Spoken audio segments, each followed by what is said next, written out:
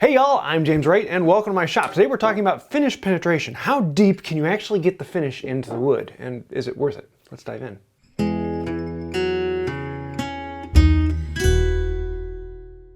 I know I've said it quite a few times, and you've heard it from a bunch of other people about different methods for getting a deeper finish penetration. But today I actually want to test it because all of my assumptions have just been that. They've been assumptions, and they've been based on things that I've observed and seen, but I really want to do a real-world, actual test of how do you get finish in a little bit deeper into the surface. So we're going to be using boiled linseed oil, and we're going to use a boiled linseed oil thinned down with turpentine as well. We'll compare those two. Now I could do a bunch of other finishes, I could use other thinners, I could try different ratios, and I may do that in the future and create a really cool spreadsheet, but for right now I just want to see what methods can be used to get it deeper. Number one, we're going to be comparing the solid oil to a thinned oil. Does that actually make a difference? Next, we're going to be finishing all of these blocks with several different finishes. One of them we're going to plane perfectly smooth and buttery crisp. One of them we're going to sand to 300, one we're going to sand to 220, and one we're going to sand to 120. And I want to see what grit of sanding is going to get a different finish penetration. Then next up, I'm going to take other samples and I'm going to put them in a vacuum pot, and we're going to seal them and soak them in the oil and see if that gets it farther in and what actually that does with the vacuum pot. I'm choosing red oak because it's a really standard porous wood that most people can get their hands on. I could try a bunch of different woods, and I may do that in the future, but I wanted to do something that would give it the best chance of going deep into the wood. And red oak is really good at that. It allows the wood to soak in differently on the face grain. I could do it with maple, which is a lot harder for it to soak into, but we're just going to be using red oak for right now. And then last, once the finishes have had a chance to cure, we're going to come in with the microscope and actually measure them and see which ones go in deeper, or is there really a difference in them. So we're going to start by taking all of the samples and we're going to plane them all down smooth and flat, giving us the same prep surface on all of them.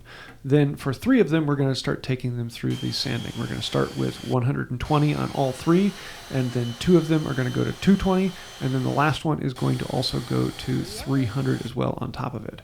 For the actual application, we are going to do a single coat of boiled linseed oil, just applying it with my hand, and we're going to let them sit aside.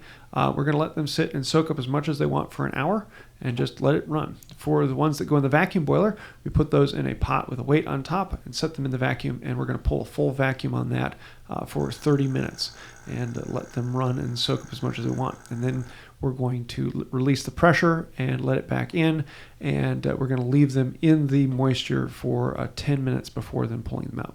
I'm using pure gum turpentine to mix them up. Originally I had alcohol out for some reason, total mind fart. It doesn't mix very well with oil, but the turpentine actually works really, really well with oil. It allows me to get a 50-50 mixture in here. We're going to do the exact same application for the surface boards that get set aside, and then the ones that go in the vacuum pot are also going to get fully submerged and set into the vacuum.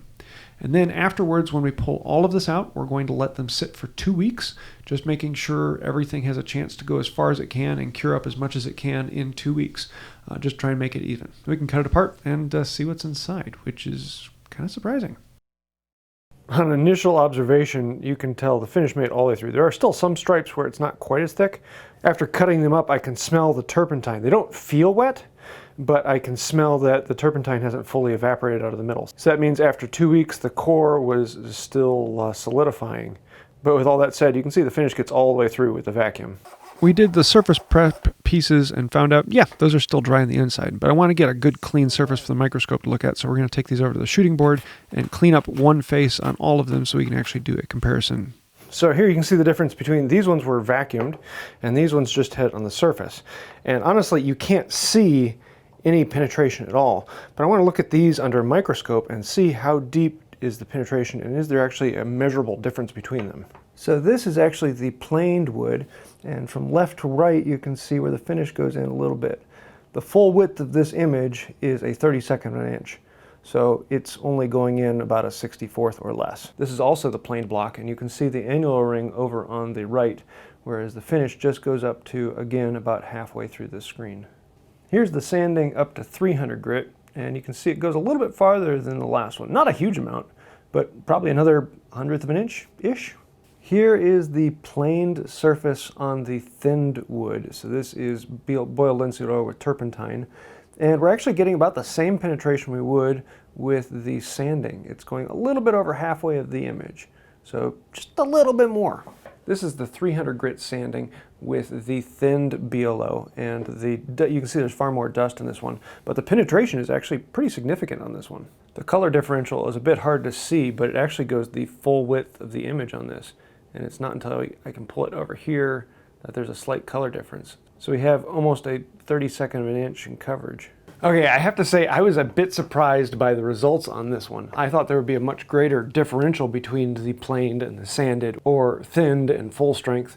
Honestly, the differential on them is very, very small, like 20–30%, if that.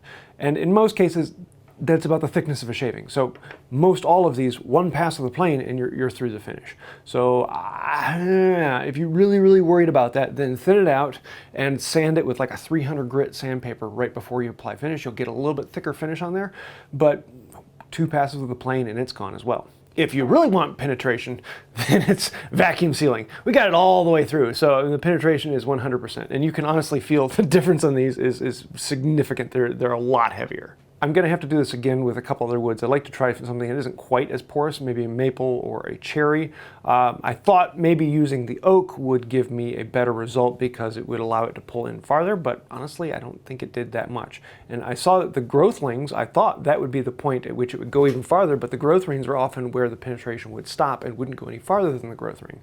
I think because the holes were too big to pull it in farther. So this is just the tip of the iceberg, and I'm kind of interested to test a few more things and actually get a little bit more data on this. I was originally wanting to make a spreadsheet on this and actually put out a measurement of how far each one went in, but there was enough of a variability in there that I would have a hard time creating that off of this test. This is going to require more samples and more testing work to be done and something a little bit better for measurement. So let me know your thoughts of what you want to see in this in the future. So what takeaways do I have from this? Honestly, not that much. A plain surface is perfectly fine. You still get penetration that goes in a good ways. If you want a little bit more, then hit it with like a 300 grit, 400 grit sandpaper, putting that dust in there just wicks it in a little bit farther. Or if you want even more than that, thin it down a little bit. With a BLO, add some turpentine and you can do that. But really, practical difference, there isn't that much. Having it go in a little bit deeper might add a little bit richer, thicker, deeper color, but not too much. And honestly, if you're really worried about it, then add a vacuum and that'll take care of it. So I would love to hear your thoughts on this. What should I do differently? What should I add to it next time? How can I make this a little bit more scientific and measure things? And what wood should I try? And how many samples should I put onto it? Let me know that down in the comments, and I will probably be doing an update on this, as well as just hitting a comment down below. Thank you. That helps out the channel. Anytime you comment, like, share, subscribe, hit the little join button. That means a lot and actually gets us in front of more people. The more interaction, the more YouTube likes to put this video out. So thank you for that. If you want to take it even farther, though, if you really want to help out the channel, all of these names over here, those are the fantastic, wonderful, benevolent, and gorgeous people over on Patreon. Because without patrons or members here on the channel, people who click that join button or the thank you button, we wouldn't exist. We are completely sponsored by you. And without you, we wouldn't be here. You guys keep the lights going, you keep the channel going, you allow me to do things like this and buy other instruments to make interesting shots. And if you want to see more of that, then think about becoming a patron or a member. I think that'll do it for now. And until next time, have a wonderful day. You know you really love your work when you just find yourself getting absolutely absorbed in it.